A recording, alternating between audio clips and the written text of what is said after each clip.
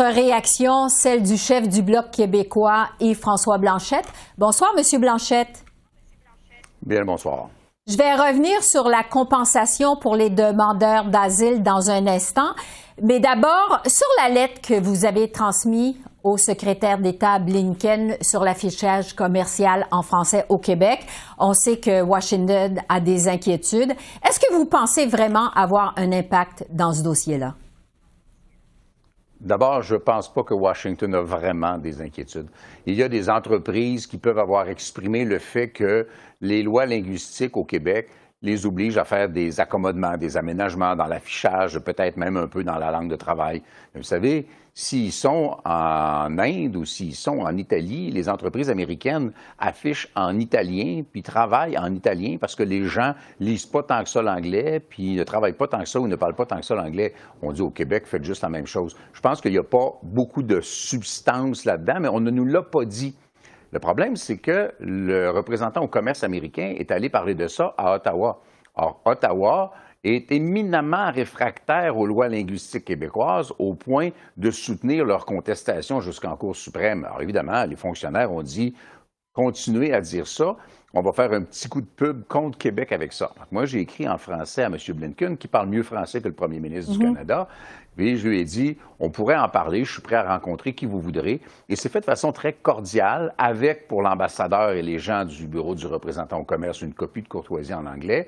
Fait très cordial parce que j'admire beaucoup le travail de M. Blinken et j'ai une excellente relation avec l'ambassadeur ici que je voyais de toute façon hier soir. Donc, je lui ai amené la lettre en main propre. On a jasé un peu, ça a été très sympathique. Et j'avais déjà rencontré les gens du bureau du représentant au commerce quand j'y suis allé en octobre et on y retournait de toute façon en mars. Donc, les astres étaient alignés pour qu'on puisse aller expliquer ce qu'est la réalité québécoise sans passer par le filtre éminemment hostile d'Ottawa en matière de législation linguistique. Mais quand même, les libéraux, le lieutenant des libéraux au Québec, Pablo Rodriguez, dit que les Américains ont juste à s'adapter. Vous avez donc un allié chez Ottawa, à Ottawa. Oui, bien, il y a eu 50 sur sa copie. C'est mieux que d'habitude parce qu'il a d'une part dit les entreprises américaines doivent s'adapter à la réalité linguistique et dans une certaine mesure à la loi du territoire. M. Champagne l'a aussi dit, on est d'accord là-dessus. Mais il a dit que j'étais pas l'ambassadeur canadien puis j'avais pas d'affaire à aller parler aux Américains. Alors ça marche pas du tout. Moi, je suis un élu de la Chambre des communes, chef de parti, sur un enjeu linguistique. Puis j'invite M. Rodriguez à aller voir l'ensemble des sondages là, des 6 derniers mois.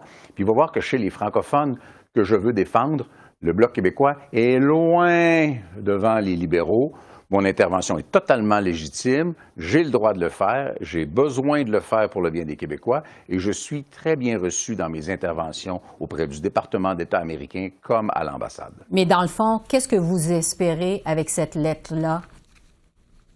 Une espèce de sensibilisation. Il y a des préjugés qui sont véhiculés depuis longtemps, au point où j'avais fait un engagement électoral à la dernière campagne en 2021, de restaurer, de rétablir, de réhabiliter l'image du Québec à l'étranger qui a été ternie, notamment par la diplomatie canadienne, on va se le dire, par le multiculturalisme canadien. C'est comme une occasion de dire on pourrait justement en parler avec les fonctionnaires, avec les entreprises ou avec les médias, avec quiconque voudra en parler pour rétablir les faits et dire vous n'avez pas à craindre ça et la normalité que vous appliquez dans un pays en Europe où l'anglais est peut-être pas si répandu ou en Asie ou en Amérique latine, bien, vous devriez appliquer le même raisonnement au Québec. Si ça ne vous dérange pas de travailler ou d'afficher en espagnol en Amérique latine, ça ne devrait pas vous déranger de le faire en français au Québec. On verra les suites de ça. Sur le dossier des demandeurs d'asile maintenant, Québec réclamait 470 millions pour les frais encourus. Ottawa offre finalement 100 millions, mais les libéraux rappellent que le Québec a déjà reçu 374 millions de 2017 à 2020. Est-ce que vous tenez compte de ces chiffres-là? Ils font tellement n'importe quoi. Les libéraux s'en sauvent avec la confusion parce que sinon, ils se magasinent une série de coups de pied au popotin de la part des Québécois sans bon sens. D'abord, le gouvernement du Québec a dépensé 460 millions au bénéfice du fédéral dont c'était la responsabilité. Et le fédéral a dit, je vais vous rembourser ce que ça va coûter. Vient le temps de rembourser, la facture arrive, puis Ottawa dit, bien finalement, je ne vous rembourserai pas. Moi, j'ai emprunté 100 pièces à mon voisin, puis quand vient le temps de rembourser, j'ai dit, je ne te rembourse pas. Ottawa dit, par contre, oui, mais dans les dernières années, sur d'autres affaires, je vous ai donné de l'argent. Oui, mais c'est sur d'autres affaires. Tu ne peux pas dire, je t'ai payé ça, fait que je ne te paierai pas ça, même si je te le dois, parce que je t'ai payé d'autres choses.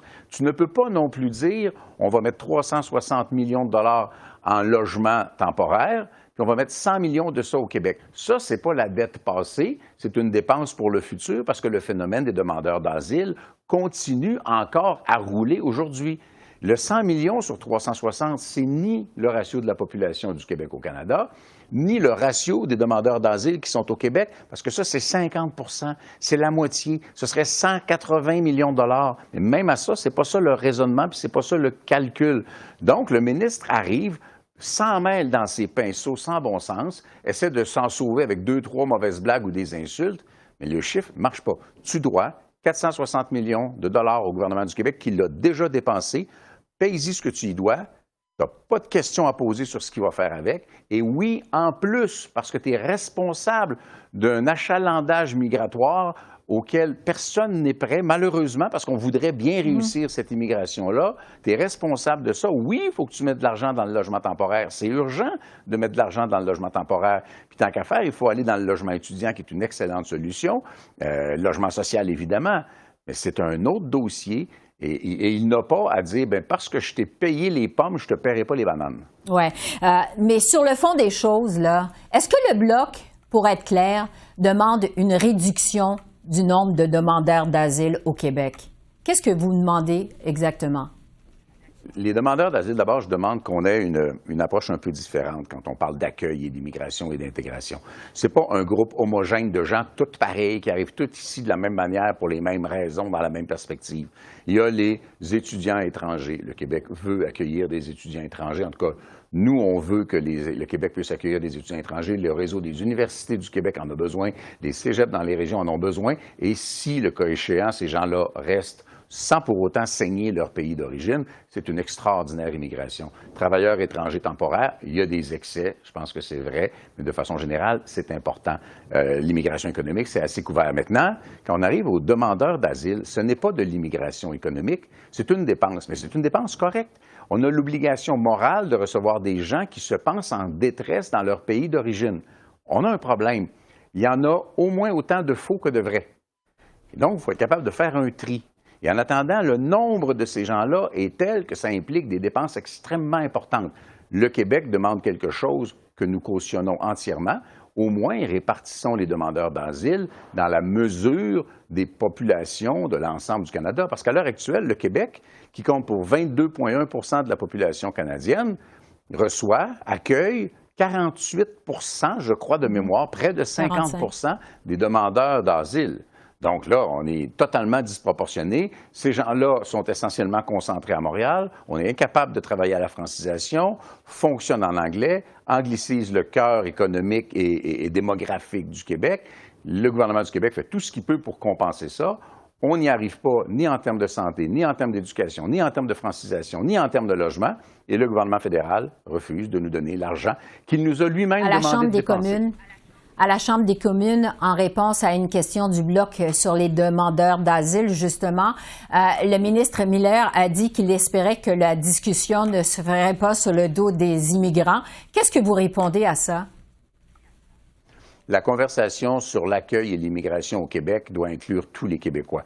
Et j'ai dit bien plus souvent que ce que lui peut avoir écouté, j'ai dit que n'importe qui met le pied sur le territoire québécois et qui veut être un Québécois, pour moi, c'est un Québécois. Quand on a la conversation, que ce soit sur le nombre, l'éducation, la santé, la francisation, les immigrants qui sont déjà au Québec font partie de la conversation.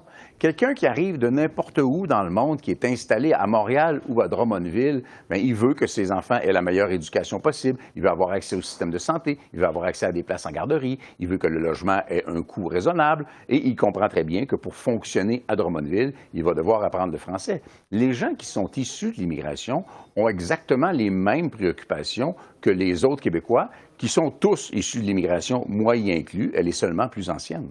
Yves-François Blanchet, chef du Bloc québécois. Merci beaucoup. Merci de votre temps. Un plaisir.